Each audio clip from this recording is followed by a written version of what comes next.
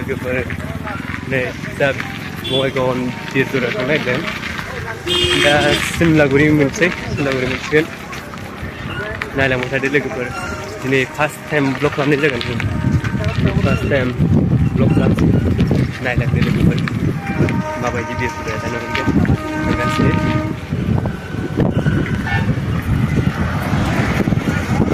guys मोनथारसिगोन बावला बारा गोजान गैला हाजो मोनबाय नै दा हाजोआव नुहुरनांबाय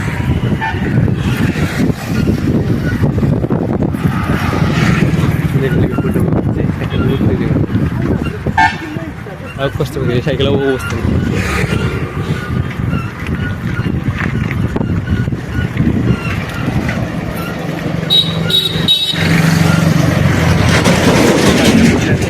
मोजां मोनो हाजो ओरैबो नै हाजो गैया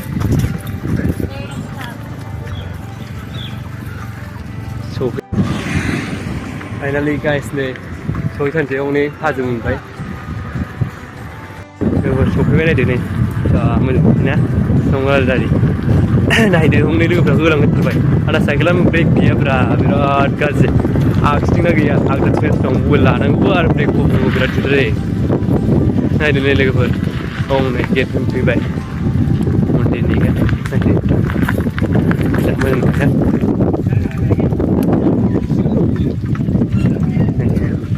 लोगोफोर नायदो नै गाखोनोसै नै जोंना लोगोफ्रा नायदो नै सिथाव दङ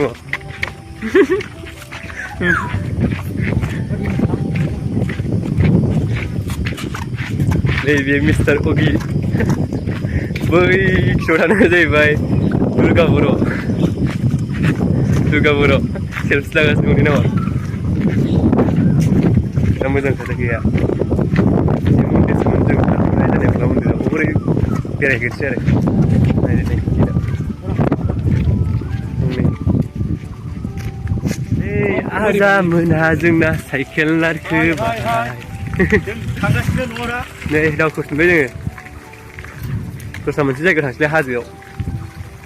दा खुसेर बिदै लोंसै नै नायदो खुसेर बिदै लोंथारसै गोथावनो मेंबायना बिरादनो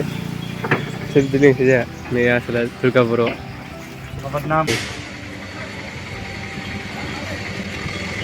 मोखांफ्रानो अबस्था गैला नायदो माबाबाय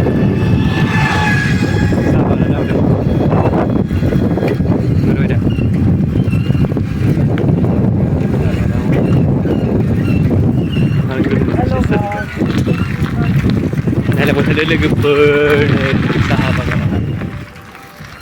साहा बागान ओरैबो साहा बागान नायदो जा मोजांखा गुवार साहा बागान गैया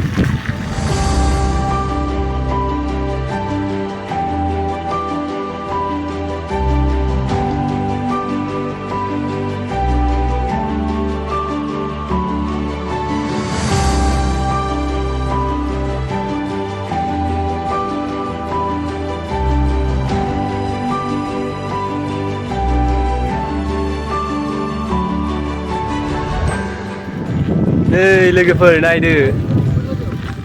साहा बागानाव बेरायग्राफ्रा नायदो नै क्या नजारा है ना देखो या देखो ये देखो हमारा दोस्तों देखो आज पहली बार ब्लॉग बना रहा अच्छे से देखना अच्छा हुआ फिर देखो साइकिल से ही आया गोसो हारसिं थानो हानाय नङा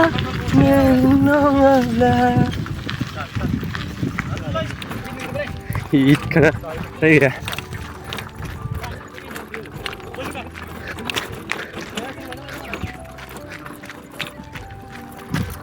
मोजां थाङा साहा बागान गोजा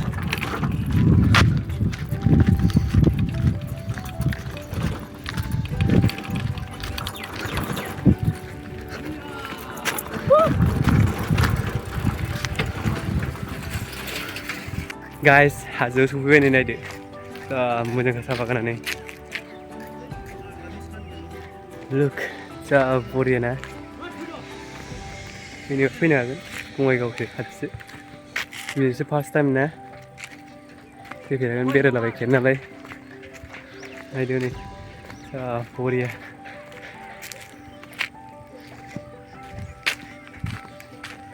फार्स्ट टाइम ब्लग दे लोगोफोर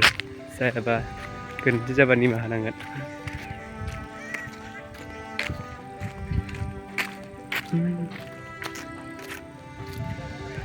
गाखोनोसै नै हाजोआव लोगोफोर हाजोआव गाखोनोसै ओरै गाहायाव नाहरदो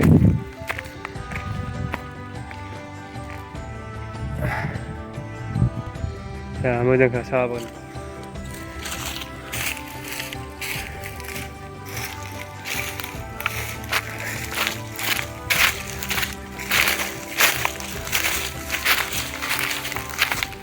साहा बागान गोजा नै नायदो लोगोफोर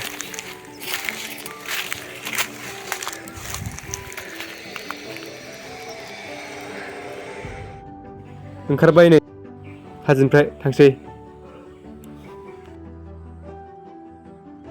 ओंखारबाय लोगोफोर ओंखारबाय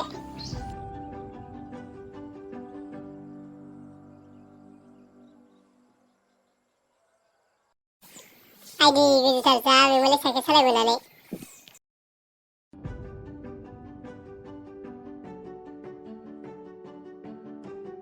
जा मोजांखामोन ना हनै नाहरलाय गोजौआव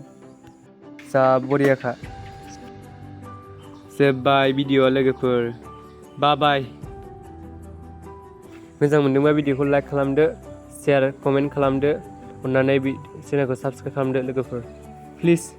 फार्स्ट टाइम ब्लग ना जायाखैबो जानो हागौ